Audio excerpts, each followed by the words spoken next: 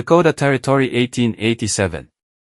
Ivy Merrow had made a point from the day she buried her father and proved up the family claim in her own name of showing she needed no one's help to keep it standing. Not through the driest summers, not through the hardest frontier winters, not through anything the territory cared to throw at a woman running a place by herself. The winter of 1886 into 1887, music had already tested that resolve more than any before it. Cattle had frozen standing up in coulees across the territory that season. Whole herds lost to storms that came one after another with barely a week's rest between them. Music and Ivy had spent most of December and January rationing feed and hauling water through drifts taller than her fences. She had managed it. She had managed everything alone since the day her father's illness had first shown music itself through his death and through 3 winters after it. Proving to herself more than to anyone watching, that the claim was as much hers by right as it had ever been his by law. Her nearest neighbor, a quiet rancher named Emmett Larkin, who worked land half a mile across the open field, their 2 claims sharing a boundary line neither had ever needed to survey twice, had learned to respect that music independence the way a careful man learns to respect a fence he doesn't fully understand the purpose of. He never offered help unless she asked music for it.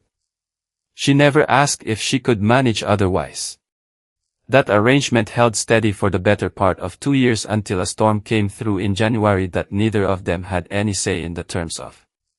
The blizzard arrived without much warning, the way the worst ones on that stretch of prairie generally did. A gray line on the horizon at midday, a full white out by supper time, wind strong enough by nightfall to peel back a section of Ivy's roof like the lid off a tin can. She'd barred the chicken coop before dark out of old habit, music low enough to the ground and sturdy enough to have held through worse, and turned her worry instead to her own walls once the wind found the weak seam above her kitchen. She fought it as long as pride allowed, propping a board against the widening gap, stuffing music quilts into the seam where snow had already begun sifting onto her floor. But by the time the second gust, music tore the board loose entirely, she understood, with the particular clarity cold and fear bring onto together, that staying meant risking a music great deal more than a damaged roof. She had no one closer than Emmett Larkin's ranch, and no time to weigh the matter further. She wrapped herself in every layer she owned and went out into a wind that nearly took her off her feet twice before she'd cleared her own yard.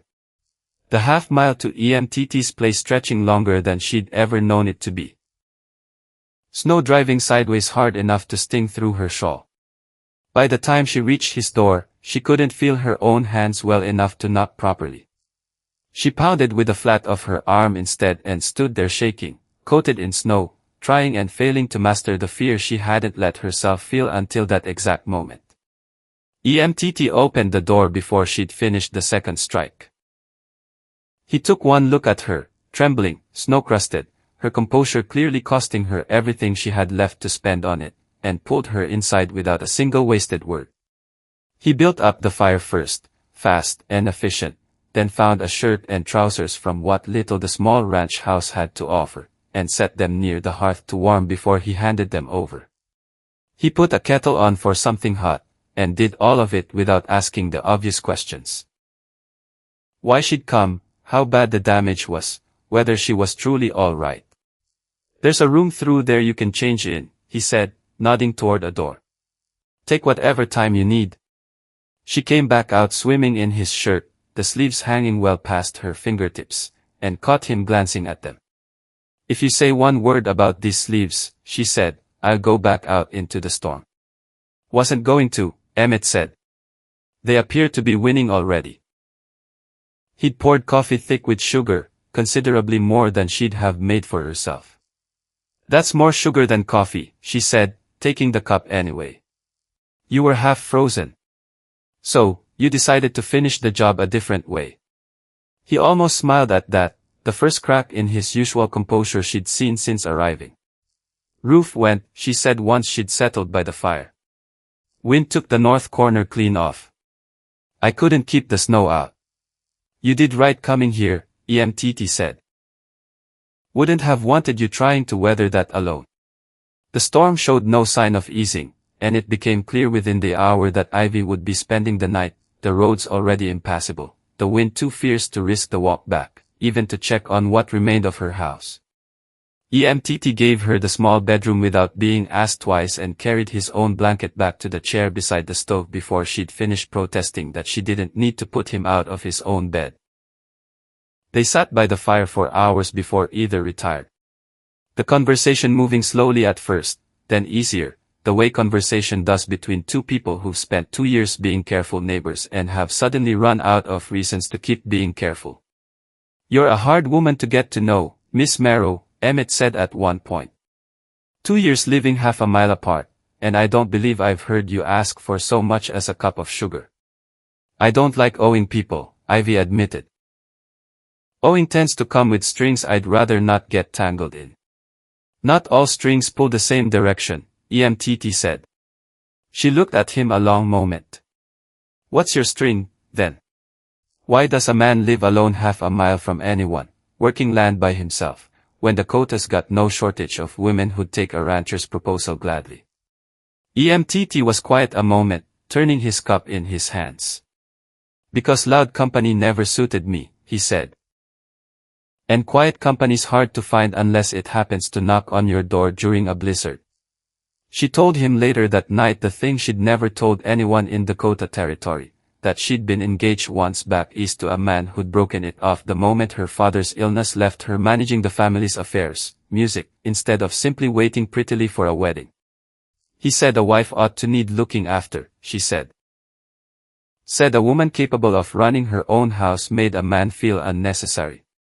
She looked at her father's pocket watch, which she'd carried in her coat pocket even through the storm, and set it on the table between them, still ticking faithfully despite the cold.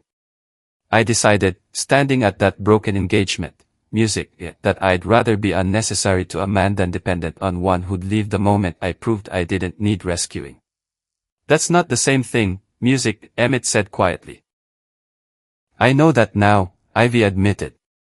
"I'm not certain I knew it 3 years ago." Emmett didn't try to argue her out of the years of caution that had built.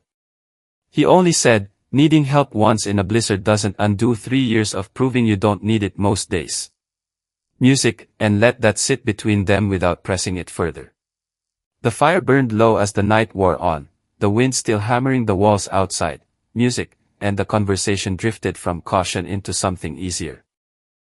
Small things, ordinary things, the kind of talk that has nothing to prove and nowhere urgent to go. Emmett told her about the ranch he'd built from music, nothing, about a brother back in Ohio he wrote to twice a year and rarely heard back from. Music, about a dog he'd had as a boy that had died the same week his mother did. A small grief he'd never told anyone because it had always seemed foolish to mourn a dog and a mother in the same breath. Ivy found herself telling him things she'd never said aloud either. Music, how she sometimes talked to her chickens simply to hear her own voice in the empty yard. How frightened she'd been more than once of dying alone on that homestead with no one to notice for days. Softly. Sometime after midnight, Ivy realized neither of them had looked at the clock in nearly an hour. It was well past that. Another hard gust, shaking the whole house on its foundation. When Ivy moved to sit beside him rather than across the hearth. "I've spent 3 years telling myself I'd rather freeze alone than admit I needed anyone," she said, quiet enough that the wind nearly swallowed it.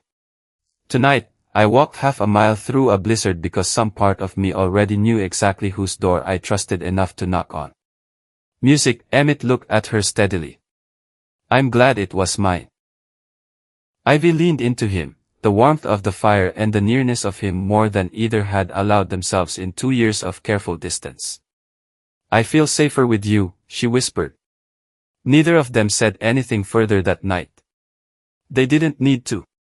The sky cleared before dawn, the wind dying to an eerie stillness that made the previous night's violence feel almost unreal. Emmett walked Ivy back across the field the moment the light was strong enough to see by. Her house told its own story before they'd even reached the door. The north corner of the roof was gone entirely. Snow drifted knee-deep through the kitchen, the stove cold and half buried. One wall bowed dangerously inward where the wind had worked at it all night.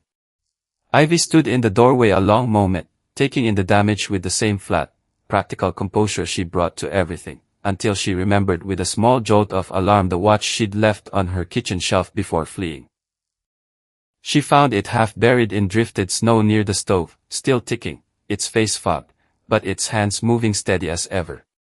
Still keeping poor time, she said, half laughing, half something closer to tears. Same as it always has. EMTT didn't press her on the sudden waver in her voice. He only crouched beside her and helped clear the rest of the shelf. Before we go on, tell us where you're listening from today. And if Ivy and EMTT have kept you company today, leave a like for them. Music. Now, let's get back because the real test of what grew between them during that storm is only just beginning. Once daylight and hard work replaced the shelter of one long night, EMTT hauled the first load of lumber from his own stores within 2 days, and Ivy, true to form, met him at the wagon with a small notebook already in hand. I'll pay you back for every board, she said, opening to a blank page. I'd rather owe it plainly than owe it quiet. EMTT considered that a moment. Fair enough, he said. Write it down, then. Every music board, every nail. He handed her the first plank. I'll expect the same courtesy the other direction, mind you. Every meal you feed me while I'm working goes in that book, too. Ivy narrowed her eyes at him. That's not the same thing, isn't it? EMTT said, seems only fair if we're keeping accounts. She wrote down the lumber that afternoon carefully to the board. She did not write down the coffee or the noon meal or the second cup he lingered over longer than the work strictly required. EMTT noticed.